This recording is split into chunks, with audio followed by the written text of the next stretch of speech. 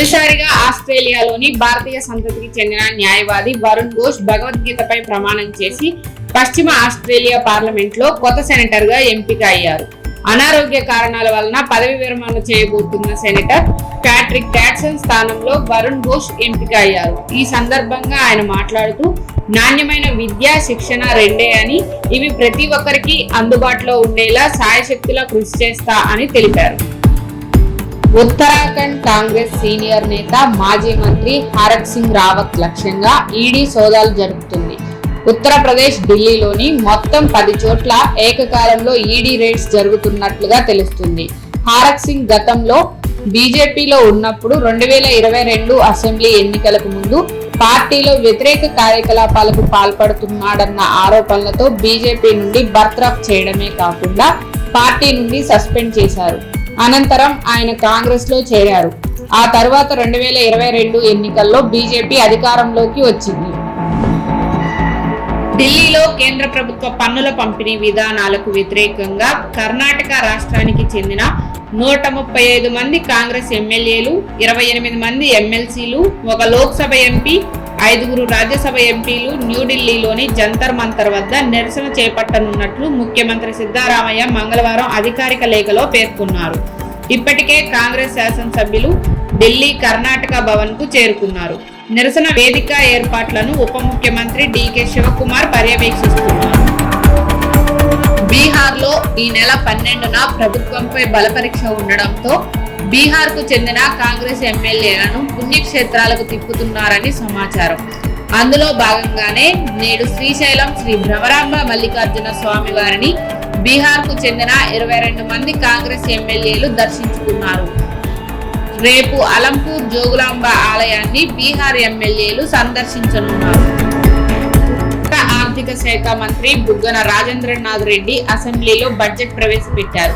ఈ సందర్భంగా ఆయన మీడియాతో మాట్లాడుతూ చరిత్రలో ఎన్నికల మేనిఫెస్టోను పవిత్ర గ్రంథంలా భావించి అమలు చేసిన ఏకైక ముఖ్యమంత్రి వైఎస్ జగన్మోహన్ రెడ్డి అని, గత 5 ఏళ్లలో విద్య, వైద్యం, బడుగు బలహీన వర్గాలు, మహిళా సాధికారత, వ్యవసాయ రంగాలకు పెద్దపీట వేశామని ఆయన తెలిపారు. అమరావతి సచివాలయంలో ముఖ్యమంత్రి వైఎస్ జగన్ అధ్యక్షతన రాష్ట్ర మంత్రి మండలి సమావేశమైంది. ఈ సమావేశంలో 2024-25 ఆర్థిక సంవత్సరానికి సంబంధించిన ఓటాన్ అకౌంట్ బడ్జెట్ ను మంత్రి మండలి ఆమోదించింది. ఈ సందర్భంగా మంత్రి మండలి కొన్ని కీలక నిర్ణయాలు తీసుకుంది. ఏపీ అసెంబ్లీ బడ్జెట్ సమావేశాలు 3వ రోజు బుధవారం ప్రారంభమయ్యాయి. రైతు సమస్యలపై చర్చించాలంటూ సభ ప్రారంభమైన కాసేపటికే టీడీపీ సభ్యులు ఆందోళనకు దిగారు. వైసీపీ ప్రభుత్వానికి వ్యతిరేకంగా నినాదాలు చేశారు. మంత్రి బుగ్గన రాజేంద్రనాథ్ రెడ్డి నిరసనల మధ్య బిల్లులను ప్రవేశపెట్టారు. నెల్లూరు నియోజకవర్గ మండలంలో రామానాయుడుపల్లి వద్ద తెలుగుదేశం రా కదలిరా సభకు వేల సంఖ్యలో తెలుగుదేశం మరియు జనసేన కార్యకర్తలు హాజరయ్యారు. ఈ సభలో తెలుగుదేశం పార్టీ అధినేత చంద్రబాబు నాయుడు మాట్లాడుతూ రాష్ట్రంలో వైసీపీ ప్రభుత్వ అరాచకాలు మితిమీరిపోయాయని, రానున్న ఎన్నికల్లో వైసీపీకి తగిన బుద్ధి చెప్పాలని, నెల్లూరు అభ్యర్థిగా డాక్టర్ థామస్ ను అందరూ ఆదరించి అఖండ మెజారిటీతో గెలిపించాలని కోరారు. ఖమ్మం ప్రభుత్వ ఆసుపత్రి ముందు 240 మంది అవుట్ సోర్సింగ్ సిబ్బంది ధర్నాకు దిగారు. 4 నెలల నుండి ఇప్పటి వరకు జీతాలు ఇవ్వకుండా ప్రభుత్వం, కాంట్రాక్టర్లు తమను ఇబ్బంది పెడుతున్నారని వారు మండిపడ్డారు. సత్తుపల్లి, కిన్నెరసాని ప్రాంతాల్లో అడవి దున్నల సంఖ్య పెరిగిన నేపథ్యంలో ప్రత్యేక శాంక్చురీ ఏర్పాటు చేయాలని, ఏర్పాటుపై సాధ్యాసాధ్యాలను పరిశీలించాలని మంత్రి కొండా సురేఖ అధికారులకు సూచించారు. కవ్వాల్, ఆమ్రాబాద్ టైగర్ రిజర్వులపై ఫీల్డ్ డైరెక్టర్లు పవర్ పాయింట్ ప్రజెంటేషన్ ఇవ్వగా, కవ్వాల్, ఆమ్రాబాద్ రిజర్వ్ పరిధిలోని గ్రామాల తరలింపు పురోగతిని మంత్రి కొండా సురేఖ అడిగి తెలుసుకున్నారు. టైగర్ ట్రాకర్స్ తో పాటు అవుట్ సోర్సింగ్ ఉద్యోగులకు సకాలంలో జీతాలు చెల్లించేలా చర్యలు తీసుకుంటామన్నారు. సీఎం రేవంత్ రెడ్డిని చెప్పుతో కొడతానని బాల్క సుమన్ చేసిన వ్యాఖ్యలను ఖండిస్తూ నిర్మల్ జిల్లా దస్తూరాబాద్ మండల కేంద్రంలో కాంగ్రెస్ నాయకులు బాల్క సుమన్ దిష్టి బొమ్మను దగ్ధం చేసి నిరసన తెలియజేశారు. బంజారా హిల్స్ రోడ్ నెంబర్ 12లో ఏర్పాటు చేసిన విలేకరుల సమావేశంలో తెలంగాణ రాష్ట్ర రెడ్డి సంఘ గౌరవాధ్యక్షుడు సత్యనారాయణ రెడ్డి మాట్లాడుతూ రెడ్డి కార్పొరేషన్ ను ఏర్పాటు చేయాలని సీఎం రేవంత్ రెడ్డిని కోరారు. రెడ్లలో కూడా ఎంతో మంది పేదవారు ఉన్నారని వారిని ఆదుకోవాలనేదే తమ తాపత్రయమని అన్నారు.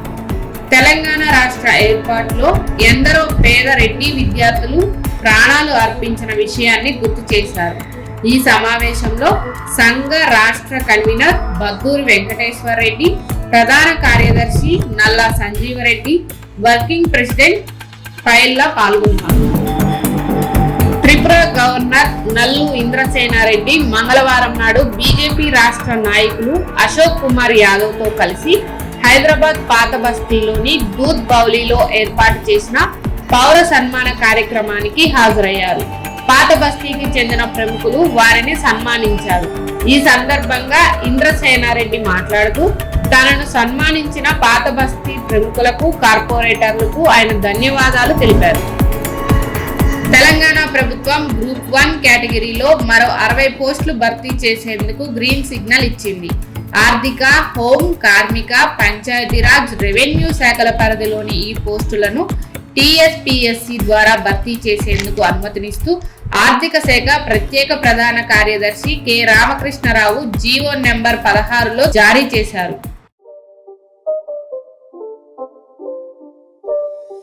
It's not a game, it's a